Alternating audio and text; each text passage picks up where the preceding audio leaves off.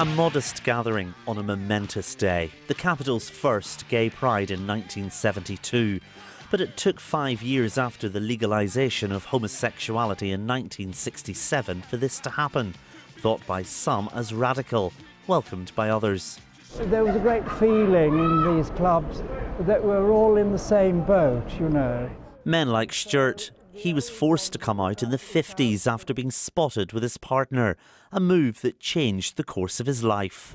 The news was all over the place, and so I was met with, you know, jeers and whistles and shouting and just general pandemonium. And so that was my sort of coming out moment.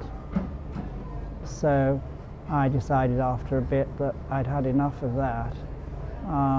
And so I sort of broke my apprenticeship and found a job in an office. I thought an office would be a safer place than a factory. Like many other young gay men, Stuart was soon attracted to London, and today he's returning to some of his old haunts. And this is where the A&B club was, so quite a discreet sort of little Soho alleyway. Although it was illegal, there was a kind of, you know, to be gay was like a badge of honour as well. Right. Because we were kind of proud of our lifestyle. I remember once Michael McLearmore, the great Irish actor, he came here with his show, The Importance of Being Oscar, and I think to the Queen's Theatre, appropriately enough. And throughout his London run, all the queens in the West End were wearing green carnations. Oh. So it was like, you know, a little sign of visibility and a little kind of recognition of each other, and at the same time a bit of a protest to all the straights, you know. Despite it being illegal, London had loads of little gay, secret underground cafes, bars and brothels scattered all over the city long before the Act was introduced. Take this place, for example, 19 Cleveland Street, a notorious gay brothel discovered by the police in 1889.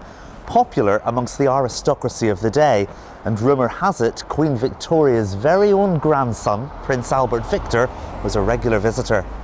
And then you have here 81 Endell Street in the heart of Covent Garden, the home of the Caravan, which opened in 1934. Swiftly raided after complaints this place was frequented by sexual perverts, lesbians and sodomites. As attitudes changed, London's gay scene grew, and with it calls for more equality, rights and acceptance. We were saying it's not preferential treatment, it's equality. And so Stonewall came directly out of this homophobia, AIDS phobia, biphobia, this hatred.